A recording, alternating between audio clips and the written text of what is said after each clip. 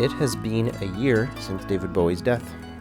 Really, Andre? That's how you want to start our fun comedy podcast? Well, it's better than just talking around it the whole time, isn't it? This show is entirely scripted. I don't see how that would have been a problem. Oh, speaking of which, I want to change all the scripts. What, now? Yes. For the show we are just now recording? Yes. Why? I want to put references to space into them, in honor of Bowie. Sorry, I don't really see how you can shoehorn last-minute space references into sketches about long-form letter writing and productivity podcasts without, ruining them. You said it yourself. They're comedy sketches about long-form letter writing and productivity podcasts. There's literally no way they're not already ruined by their premises alone. Yeah, fair enough. Exciting space theme it is. Yes! Thank you. Bowie would be proud. Not of us, surely. Oh, no, not of any of this. I just meant he, had an effortless dignity about him. Right. What we're doing is garbage. It really is absolute swill, isn't it? Truly. It's remarkable. Just the worst. Ground control to Cybertron, you tin can sitting gang of pansexual genies. That hand reaching down to you from a crack in the sky is just the Chicken Feed Podcast, the official podcast of the Chicken Feed in space. You may have big plans to learn how to spell the word gym this year, but my New Year's resolution is to get through all these introductions without getting confused and losing my place. Wish me luck. And always remember that my New Year's resolution is to get through well debt. Please note, the Chicken Feed Podcast is not affiliated with anyone, including the people who made it. If you're looking to sue someone, take a look in the mirror, pal.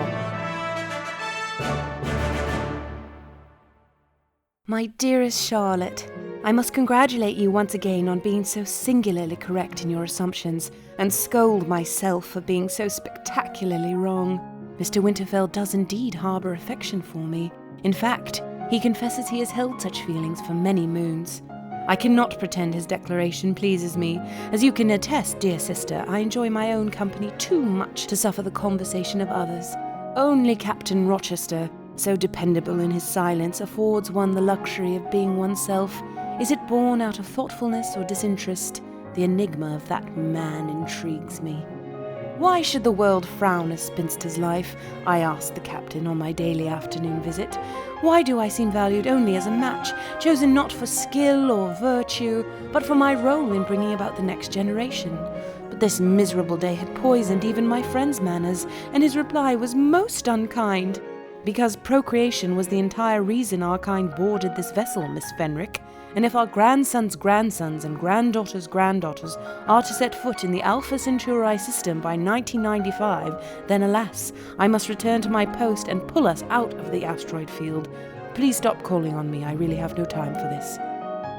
The carriage ride home to deck 277 Alpha felt slower than usual, the horses more restless, the recycled air more sterile. Even now as I write this, the gentle pitter-patter of the weather outside has me on edge. Asteroid showers always put one in a sullen mood. But onward I drift and remain, your loving sister, Lillian. Hey guys, I'm Mark Twirly. And I'm HMS Cray. And you're listening to Cerebrum, everyone's favourite productivity podcast. Now we've been off for a couple of months, and in that time, there's been a big change that not all of our listeners are probably aware of, and that is, Cray, do you want to say it? I moved to Mars. Cray moved to Mars, guys. It's true. So how are you liking it? It's fine, all good. Right. Okay, so let's talk watch faces. Apple's gone just bonkers with the latest watchOS update, and Cray, I cannot wait to see what complications you've prioritized this time. Go on, shoot us a screenshot.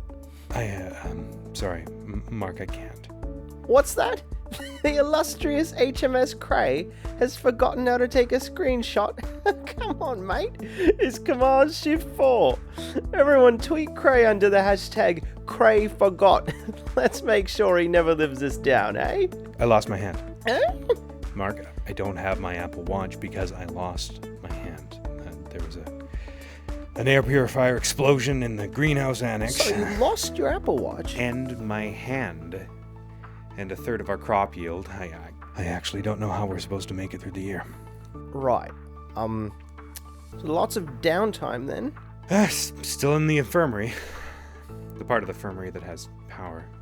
anyway. Still, logging some serious hours in American Truck Simulator, I bet. No, I only have one hand. Right. It's actually my left. Left. My non-dominant hand. So, Cray, I don't suppose you had time to read To Pixar and Beyond for the Cerebrum Book Club, did Nope. you? Was there anything you'd like to talk about so people aren't just listening to dead air? You know, that's essentially what we're breathing up here. Dead air. Productivity, though. Anything at all about productivity, Cray. I'm begging you. Mark, you know what's productive? You know what's the most productive? What's a real life hack? Task-specific iPads? Survival! Captain, the Silmarillion delegation is boarded and should be here on the bridge within moments. Excellent, Mr. Bats. Is the entire crew assembled? This is our first contact with the sculpture, and we must make an impression. We are, Captain, all but Mr. Stack. Nobody seems able to locate him. Not to worry, Miss Canteen. Mr. Stack is not only my second in command, but also a vidcon, a race of aliens that rely completely on logic and reason. Whatever caper he's got himself embroiled in, I'm sure he'll resolve it capably and be along presently. Ah, you see? He's here now. Having a logical day, Mr. Stack? No, Captain, as usual, I'm baffled and fucking terrified. Stack, you card. Take your seat. The Silmarillion delegation is moments away. Yes, I know. I've been researching them all night. Does it make any sense to you whatsoever that they're essentially humans with blue skin? And why are we so certain that the atmosphere on our ship isn't going to be toxic to them? You call yourself a man of logic, Stack.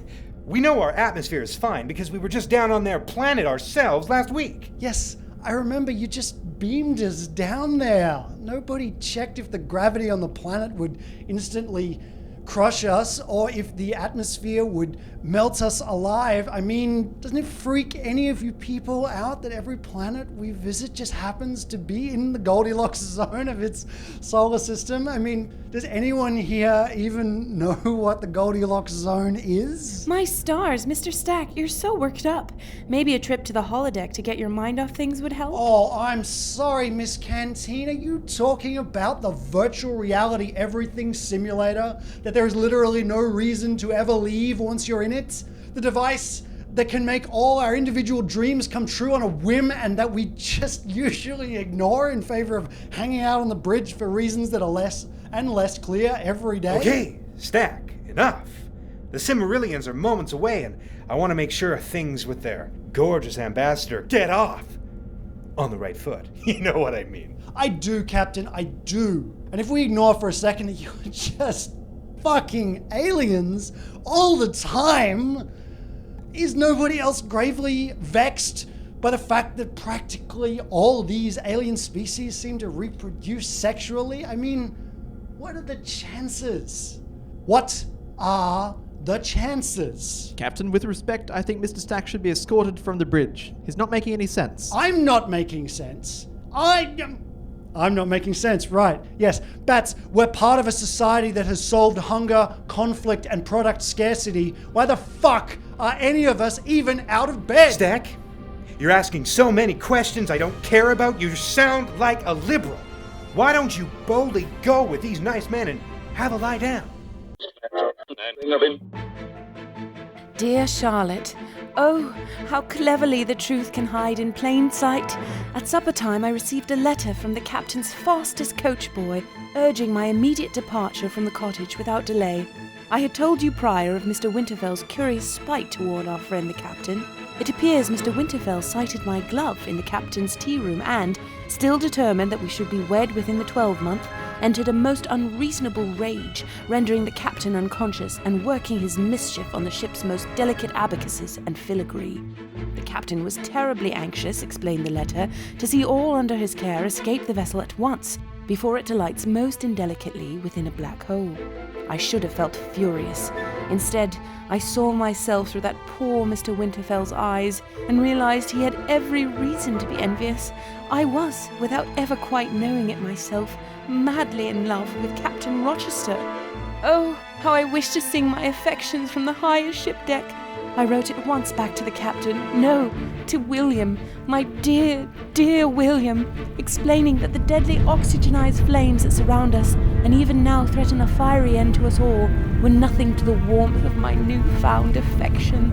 I had not the dowry deserving a man of his stature, nor the standing in society, but I entreated him to consider what happinesses we may share should both our cryogenic pods and the cryogenic pods of our horses find purchase within a day's ride of each other. Alas, I grow weary of writing, and the evacuation sirens are giving me a beastly headache. I shall take my leave to post my letter to the captain with all haste, as only one mail coach remains that has not yet been enveloped in a great firestorm. Please give my regards to Mamma. I look forward to learning which dress you chose for the strawberry ball.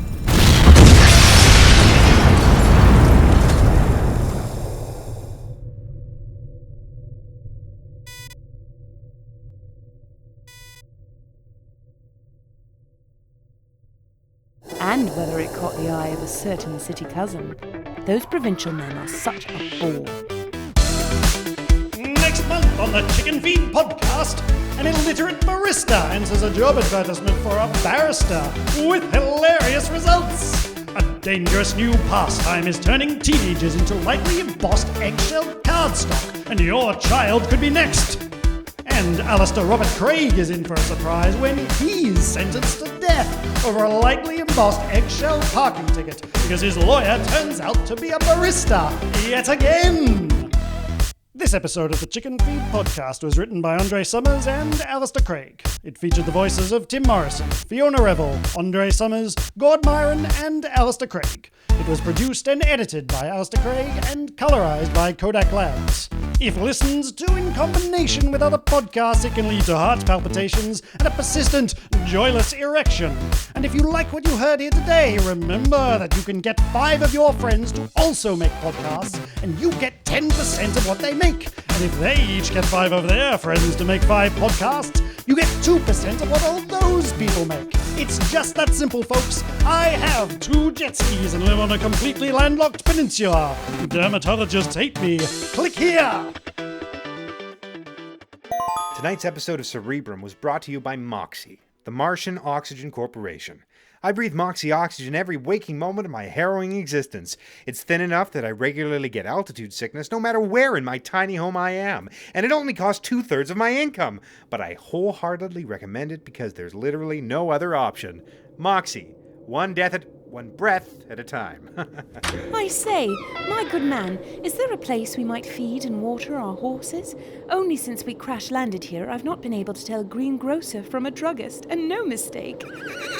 How? How is this making sense to any of you? Really, Mr. Stack, get a grip.